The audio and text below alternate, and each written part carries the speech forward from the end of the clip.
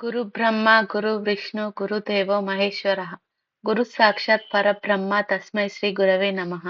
అందరికీ నమస్కారం. ఈ రోజు మనం శ్రీ గురు చరిత్ర నిత్య పారాయణ గ్రంథం గురించి తెలుసుకుందాం.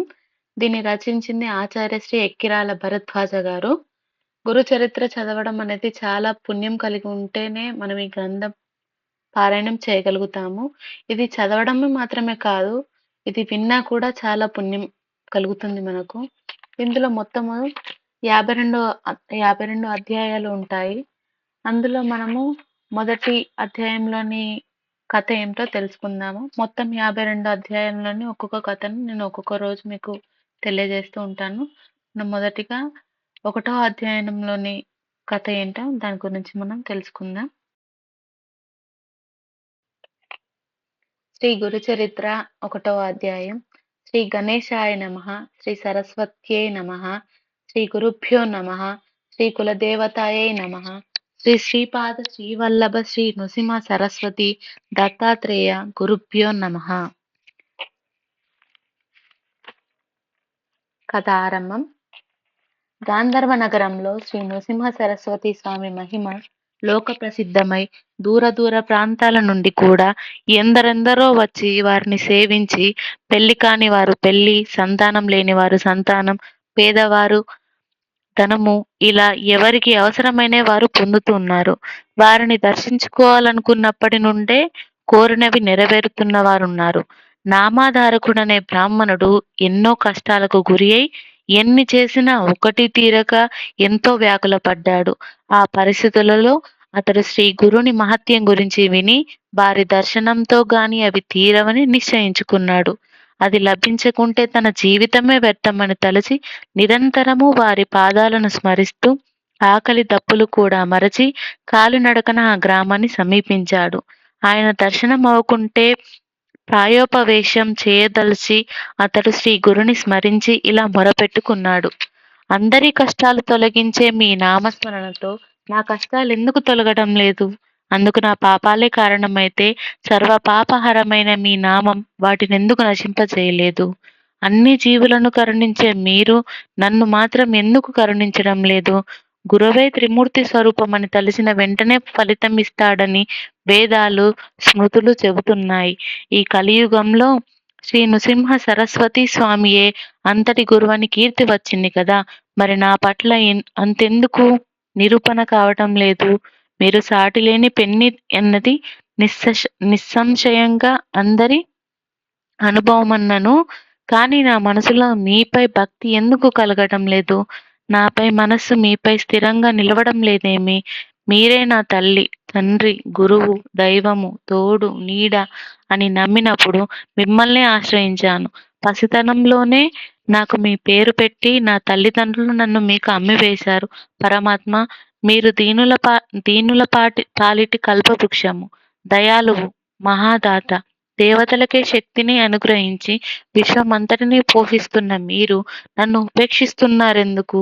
మీరు సర్వసాక్షి అని వేదాలు చెబుతున్నాయి కదా, మరి నా దుస్థితి మీకు తెలియడం లేదా? ఎవరిని ఉపేక్షించని మీరు నన్నెందుకు ఉపేక్షిస్తున్నారు? నేను మీకేమి సమర్పించలేదనా? సాక్షాత్తు లక్ష్మీదేవయే సేవకురాలైన మీకు దరిద్రుడైన నేనేమి ఇవ్వగలను? బిడ్డ నుండి ఏమి తీసుకొని తల్లి స్తన్యమిస్తున్నది? నన్ను అనుగ్రహించే సమయం ఇంకా రాలేదన అనడం సర్వసమర్థులైన మీకు తగదు. ఇంతకు ముందు మీరే దిక్కని తలచి నేను మిమ్మల్ని సేవించని మాట నిజమే, కానీ సేవిస్తేనే ప్రసాదించేది దానం ఎలా అవుతుంది స్వామి? లౌకికుడైన రాజు కూడా తన సేవకుల వంశంలో పుట్టిన వారిని రక్షిస్తున్నాడు. మా పూర్వీకులందరూ మిమ్మల్ని నిష్కామంగా సేవించినందుకైనా మీరు నన్ను రక్షించాలి. లేకుంటే సత్పురుషులకు ఫిర్యాదు చేసుకొనైనా నా రుణం రాబట్టుకుంటాను. మీరు నాపై కాఠిన్యం వహించినట్లు తోస్తున్నది. అది మీ సాటి వారి పట్ల తగునేమో కానీ అల్పుడైన నా యందు తగదు. ఇందుకు కారణం నేను చేసిన తప్పులేమో. అజ్ఞానినైన నాకు దోషాలు చేయడం సహజమే. నా వంటి పాపి లేడు, కానీ మీ వంటి పాపహారకుడు లేడు. కనుక నన్ను ఉద్ధరించు. ఒకవేళ నేను మీ గురించి ఆడిన నిష్ఠూరాలే మీ కాఠిన్యానికి కారణమా? దయాసముద్రులైన మీరు అలిగిన బిడ్డలను తల్లి బుజ్జగించినట్లు నన్ను బుజ్జగించాలి, కానీ నాపై అలిగి అనుగ్రహించకుంటే నాకు దిక్కెవరు? లేకుంటే నేను చేసిన తప్పేమిటో అదైనా నాతో చెప్పవచ్చు కదా! ఏమైనా మీరు నా దోషాలను క్షమించి నన్ను దయచూడాలి. మీరే నాకు దిక్కు. మిమ్మల్ని నేను శరణు పొందుతున్నాను. చైతన్యమూర్తివి, దయానిధివి అయిన నీ కారుణ్యమేమైంది ప్రభూ! మృత్యుముఖంతో ఉన్న నన్నెందుకు ఉద్ధరించకుండా ఉన్నావు? ఇలా దారి పొడుగునా నామధారకుడు అనేక విధాలుగా శ్రీ గురుని ఆర్తితో ప్రార్థిస్తూ వెళ్ళి చివరకు ఖిన్నుడై శోచవచ్చి గంధర్వపురం దగ్గర ఒక చెట్టు కింద పడుకున్నాడు. అతనికి నిద్ర తూగుతున్నప్పుడు కలలో కూడా అతడు శ్రీ గురుణ్ణే స్మరిస్తున్నాడు. ఆవు తన నెడబాసి ఆర్తనాదం చేస్తున్న దూడ దగ్గరకు వాత్సల్యంతో పరుగున వచ్చినట్లు భక్తుల పాలిట కామధేనువైన ఆ పరమేశ్వరుడు అవధూత వేషంలో నామధారకునికి స్వప్నంలో దర్శనమిచ్చాడు. ఆయన జడలు, విభూతి, పులి చర్మము ధరించి ఉన్నాడు. నామధారకుడు కలలో స్వామికి సాష్టాంగ నమస్కారం చేసి తన పొడవైన జుట్టుతో వారి పాదాలను తుడిచి వాటితో అభిషేకించి గంధమునలంకరించి పూజించాడు.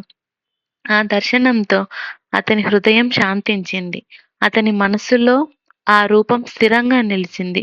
అప్పుడు ఆ యోగీశ్వరుడు అతనిని లేవనెత్తి ముఖాన విభూతి పెట్టి తలపై చేయి ఉంచి ఆశీర్వదించారు. ఆ వెంటనే అతనికి మెలకువ వచ్చింది. అయినా తన తలపైన ఆ అవధూత చేయి పెట్టిన అనుభవం అలానే ఉన్నది. అతడు ఆశ్చర్యపోయి చుట్టూ చూశాడు. అక్కడ మరెవరూ లేరు. అప్పుడతడు లేచి తనకు స్వప్న దర్శనమిచ్చి ఆ గురుమూర్తిని స్మరిస్తూ ముందుకు సాగిపోయాడు. ఇది మొదటి అధ్యయనంలోని కథ.